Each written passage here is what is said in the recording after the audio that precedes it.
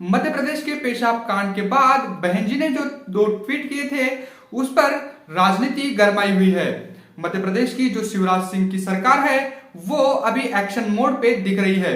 उन्होंने कल ही जिस पर पेशाब किया था उसको 600 किलोमीटर दूर बुलाकर उसके पांव धोने का नाटक किया था। उस पर भी बहन जी के 2 ट्वीट आने के बाद अब वहां की जो राजनीति है वो काफी गरमाई हुई है। इसके साथ ही बीजेपी चारों खाने चित होती दिख रही है, क्योंकि बीजेपी के राज में लगातार दलितों, आदिवासियों व मुसलमानों पर जो अन्याय अत्याचार हो रहे हैं उसका जो ग्राफ है वो काफी बढ़ता जा रहा है। ऐसे में बहन जी का इसमें दखल देना ये काफी अहम हो जाता है। आपको बता दें कि बहन जी फिलहाल न लोकसभा की सांसद है न राज्यसभा की, लेकिन फिर भी बहन जी के 2 ट्वीट से बीजेपी में हड़कंप मच जाता है। एकाएक शिवराज सिंह को उस शख्स को बुलाकर उसको सम्मानित करने का नाटक भी करना पड़ता है। ऐसे में मध्य प्रदेश में बीएसपी का जो वजूद है, वहां के जो कार्यकर्ता है उनका जोश तो बड़ा ही है, लेकिन बीजेपी का जो असली चेहरा है वो जनता के सामने आ चुका है। बहन जी के ट्वीट के बाद बहन जी ने उस ट्वीट में कहा था जो शख्स ये जघन्य अपराध कर रहा है उस पर केवल एनएसए नहीं बल्कि उसका घर ध्वस्त व जब्त भी कर देना चाहिए। इसी बीच बहुजन समाज पार्टी के जो नेशनल कोऑर्डिनेटर है माननीय आकाश आनंद जी, इन्होंने भी शिवराज सिंह की सरकार को कटघरे में खड़ा किया।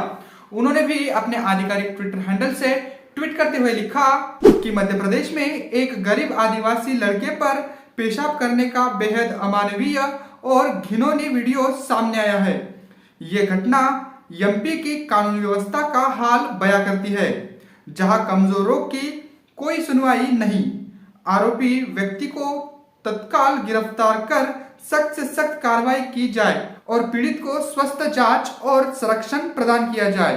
तो बसपा के जो नेशनल कोऑर्डिनेटर है आकाश आनंद जी, उन्होंने साफ तौर पर मध्य प्रदेश की भाजपा सरकार पर निशाना साधते हुए कहा कि ये जो सरकार है ये दलित विरोधी है। इन्होंने जो जघन्य अपराध इनकी सरकार में हो रहे हैं दलितों पर, ये कहीं भी लोकतंत्र को मान्य नहीं हो सकते। साथ ही उन्होंने वहां की यानी एमपी की जो कानून व्यवस्था है उस पर भी सवाल निशान खड़े किए और जिस शख्स के साथ यह घटना घटी है उसके स्वास्थ्य व सुरक्षा की व्यवस्था भी सरकार को करनी चाहिए, ये मांग भी उन्होंने की। साथ ही बहुजन समाज पार्टी के राज्यसभा सांसद रामजी गौतम ने भी इस मुद्दे पर ट्वीट कर अपनी प्रतिक्रिया व्यक्त की।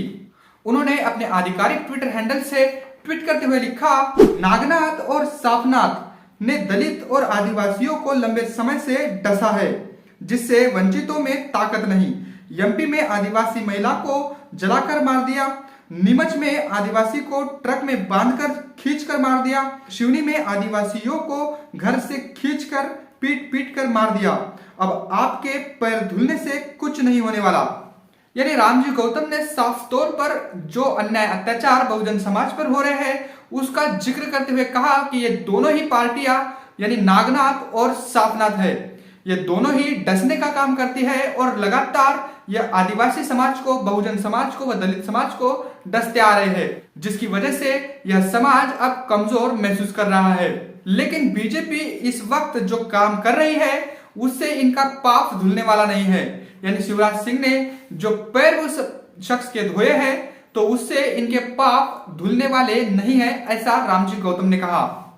आप सोचिए कि 21वीं सदी में ऐसे जो जघन्य अपराध हो रहे हैं इस पर कब अंकुश लगेगा, क्योंकि हमारे देश को आजाद हुए 75 साल हुए, लेकिन इस 75 साल में अब तक हमारे देश की जो स्थिति है, जो सामाजिक और आर्थिक दिशा में जो काम होना चाहिए था वो अब तक नहीं हुआ है। लेकिन सवाल यह है कि यह अन्याय अत्याचार बहुजन समाज पर होते ही क्यों है, क्योंकि यह समाज हुक्मरान समाज नहीं है।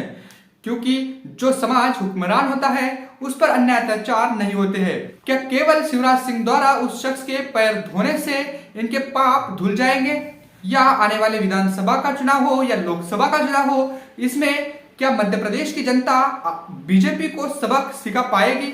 ये बेहद महत्वपूर्ण सवाल है। आपको क्या लगता है इस बारे में हमें कमेंट करके जरूर बताइएगा। मिलते हैं अगली रिपोर्ट में, तब तक के लिए जय भीम, जय भारत। बहुजन विचारधारा को बढ़ाने के लिए हमारे चैनल को सब्सक्राइब करें, लाइक करें और कमेंट